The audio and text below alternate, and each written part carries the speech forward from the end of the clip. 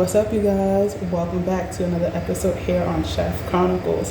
So I definitely want you guys to think about when you are plating, to visualize everything that you are definitely making when it comes to presentation, especially if you have like guests or if you're cooking for a higher up chef that's been in the industry for how many years, you never know. So definitely always when you are in the process of making something, think about the elements that you are going to put on your plate, and also think about the components that are going to be on the plate. Like, it could be salty, it could be sweet, it could be acid, it could be anything, it could be crunchy, it could be so many things that can go on one plate that can, as you can say, give you more points when you are presenting it to a chef. But if you're just doing it for fun at home, then that doesn't really matter. But the more you practice your plating and more you make these desserts or cooking skills at home, the better you'll notice that certain things that you need to add into the plate. So enough about that. Today's episode is basically about some almond toulis. So almond toulis are basically like a crispy wafer that comes from France that is basically made from egg whites, flour, sugar, and butter.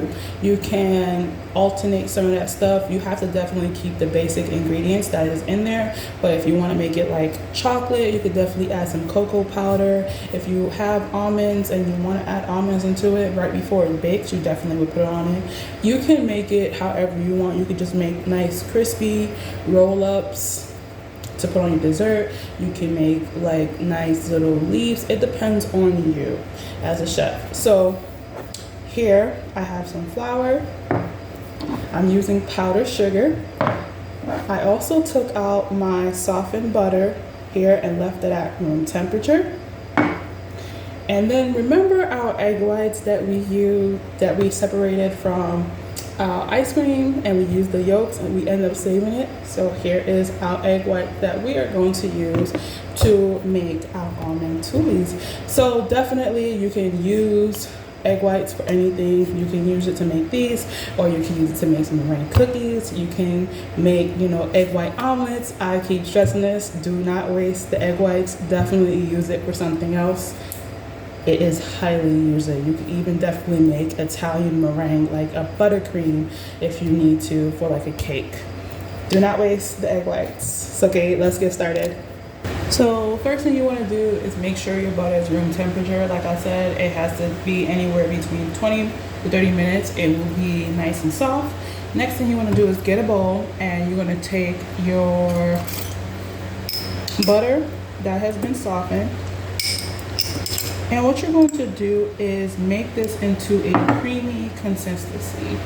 Not like how it looks now, just a nice creamy consistency. So you're going to use your paddle attachments on your blender or your standard mixer or your hand blender, and you're going to beat it until it's just smooth.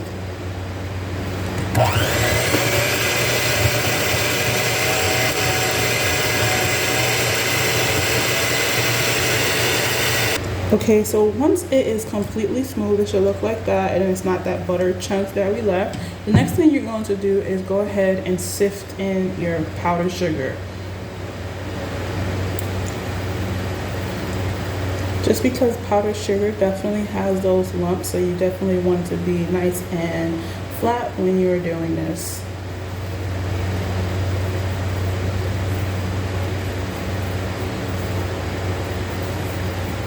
Now, there are different other methods that other people do, but this is just a simple way with the basic ingredients that I already have in the house.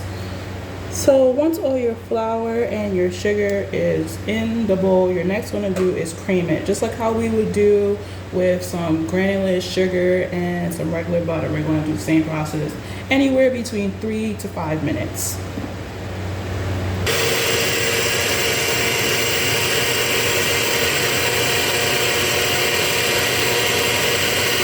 Another thing that I am doing when I am blending it with powdered sugar instead of granulated sugar, I am definitely keeping it in a steady motion and letting the powdered sugar come down on its own, just like so.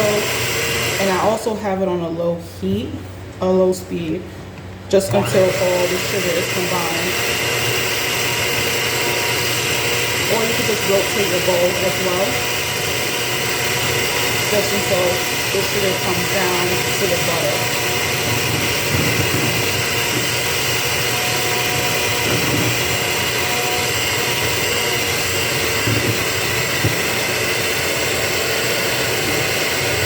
This is what your butter and sugar should look like. I'm definitely going to scrape down to ensure that all the sugar that's on the side of the bowl is fully incorporated in there. So, and give it one more blend for about another 30 seconds.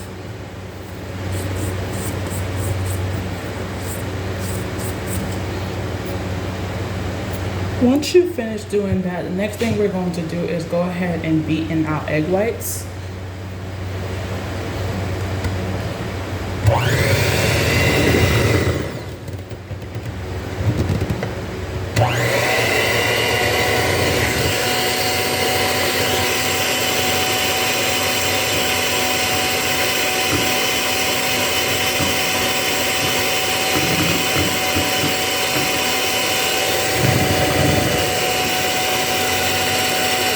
Don't overbeat this stage. You definitely just wanted to incorporate, so definitely it should look like a nice soupy consistency in there.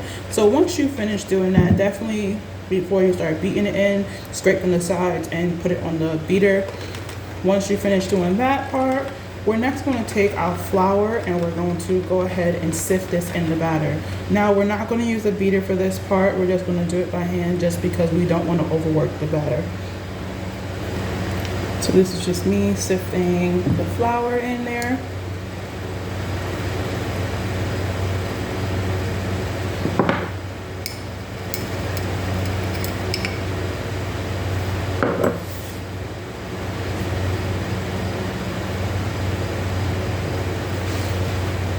Now, if you do want to add cocoa powder into it, you can definitely sift it in with the flour. If you want to add something else that's like a powder related, you definitely, like coconut flakes, you definitely, coconut flour, you could definitely sift it in here as well. Or you could probably change it from the flour that you choose. Okay, so once that happens, you're definitely going to fold in the batter. So you want this batter to be nice and smooth. As you can see, I didn't use cocoa powder. I'm just using regular.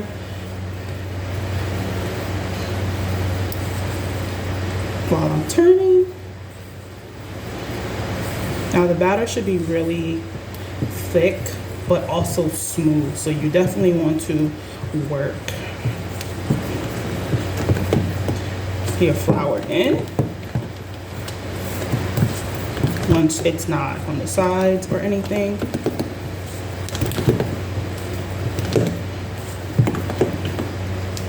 It shouldn't take that long, probably about a minute or two. Because the more you fold, the more you see like little specks of flour.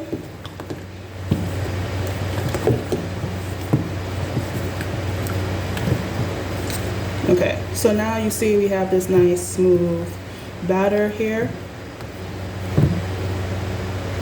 Okay, so once your batter is completely done, you definitely want to use a stencil and just press out as much as you can. You want it to be really thin because it cooks within 5 minutes if it's super thin.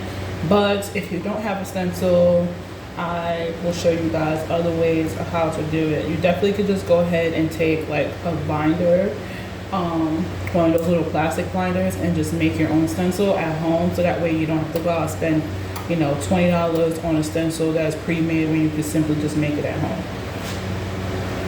So make sure your oven is preheated to 350 degrees and then go ahead and bake these off for at least 5 minutes. Okay, so I did mine for at least 5 to 8 minutes. It may depend on your oven temperature. So while you're doing that, definitely have like a rolling pin for a shape, and you are definitely going to use your offset spatula and pick it off and shape it. If you're careful enough, you could pick it up with your hand, and this is how thin it should be if you're using a stencil. And you're just going to gently let it rest on the rolling pin and let it cool completely.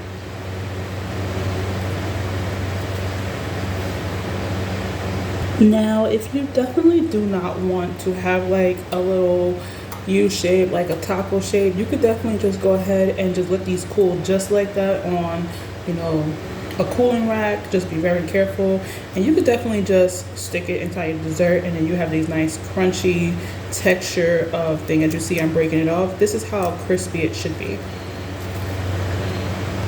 So like I said, just keep making it until you know you have no more batter left.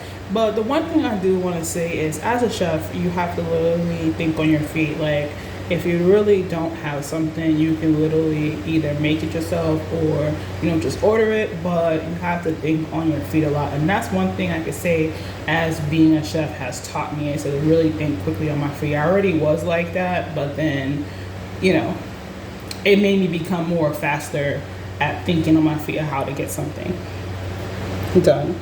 So once your batter is completely finished, you should still have these like super thin, crispy, crunchy, you know, components. As you can see, it's like really hollow, and it's really thin. That way, if you touch it, it could break. So just be very careful when you are storing it away. You want to put it inside an airtight container, and then you can use it for whatever desserts that you are going to use it for. Now, this was my first attempt. I wanted to show you guys. So I was trying to go ahead and make, you know, the tumis without a stencil to get these.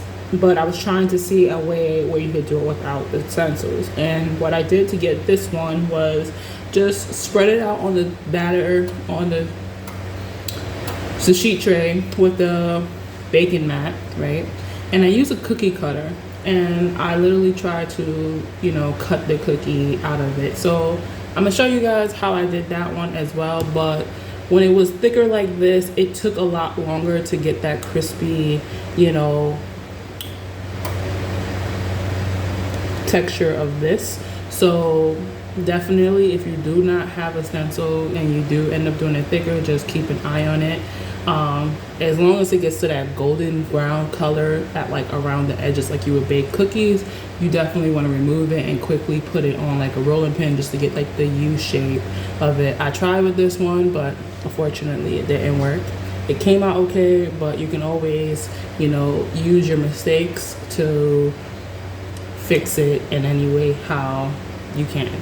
You can use it still, it's still edible, just don't throw it away. So you see, it's still that crunchy taste when it like cools down. So like I said, they are still edible and you can still use it as a component. I just tried it like a paper thin method to see if that would work, and it did. Either way works. Okay, so if you decided to do it without, you know, a stencil, definitely you want to put a lot of batter in the thick spots. Then just press your cookie cutter inside there just so it can make the circle and remove it out, because eventually you're going to have to cook it again to get that crispiness. Once it makes the shape, you might just have to cook it like 5 minutes in this section, but I feel like this one is also easy too, in a sense.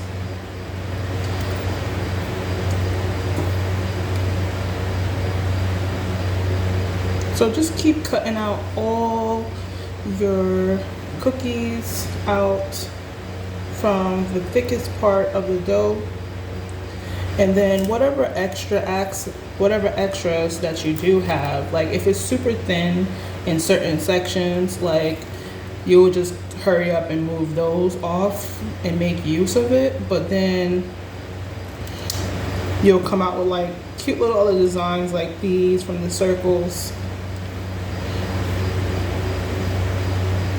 Make use of everything.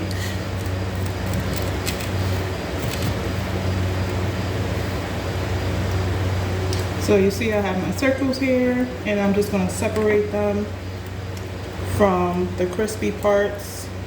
So like this is really crispy because it was super thin. And I'm just going to rest them over there, line by line.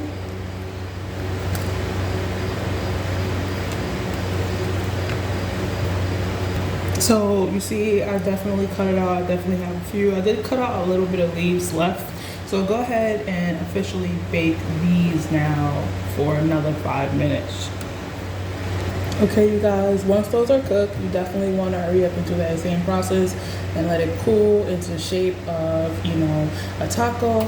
But that is it, you guys. Store it in an airtight container until it's ready to use. And I hope you guys like this episode. Please don't forget to like, share, and subscribe for more content. Peace.